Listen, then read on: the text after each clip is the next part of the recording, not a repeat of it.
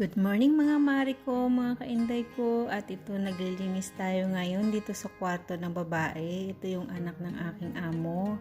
Kaya ito, pinakita ko sa inyo kasi nakaraan hindi ko po napakita ito sa inyo.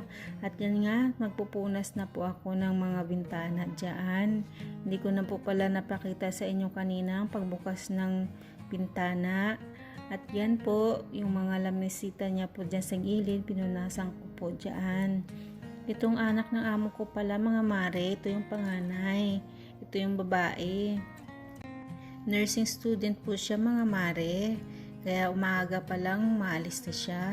At pagkatapos ko po dyan punasan yung kanyang headboard, sunod ko naman po pinunasan yung kanyang mga drawer. Yung mga drawer po pala mga mare, hindi naman po lagi-lagi pinupunasan yan mga mare. Bihira lang, pag madumi lang talaga. At ito yung anak ng amo ko mga mare, hindi po siya pala utos at saka hindi rin siya maselan. At hindi rin po siya makalat mga mare. At yung kanyang higaan, siya na po talaga yan nagliligpit tuwing gigising siya. Kaya hindi ko na po yan inaayos. Siya lang po talaga nag-aayos niyan. At ito nga po, pinupunasan ko po talaga ito palagi. Yung mga pabango niya at saka yung mga nandyan. Talagang yan lang ang priority ng punasan mga mare. Tuwing talaga Monday at saka Thursday, pinupunasan po talaga yan mga mare. Kasi gusto niya maayos yung mga pabango niya at saka malinis. Yun lang naman po yung hiniling niya sa akin. Hindi naman po siya makalat, kaya wala rin naman po ako problema pag naglilinis dito sa kanyang kwarto. Kita nyo mga mare, maayos po yung kama niya. Hindi talaga ako nag-aayos niyan. Siguro minsan yung sobrang pagmamadali niya, yun lang inaayos ko. Pero bihira lang, hindi naman po lagi. At saka hindi naman po yan nagsasabi basta-basta.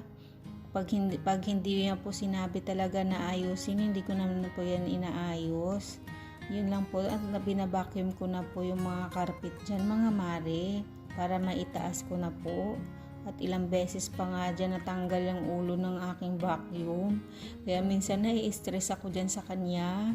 Kasi pag yung talagang gusto ko mabilis ang trabaho ko, dun din siya natatanggal mga mare.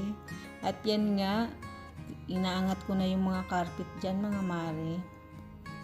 Isa-isa ko po inaangat yan para po makapag-vacuum po ako na maigi. At yan nga po, pinabacuum ko na yung sahig dyan. Hindi naman po talaga madumi yung mga kwarto nila. Dito lang sa babae talaga, yung mga buhok lang niya talaga. Yun lang ang problema kasi naglalagas yung mga buhok niya. At yan nga mga mare, nagmamap na po ako dyan. O siya, sige mga mare, sa susunod ulit tayo magkwentuhan. Sana po pag dumaan itong video ko sa inyong wall, paki-like naman po mga mare at paki-follow na rin po ako. At maraming salamat po sa mga nag-like at saka nag-follow po sa akin.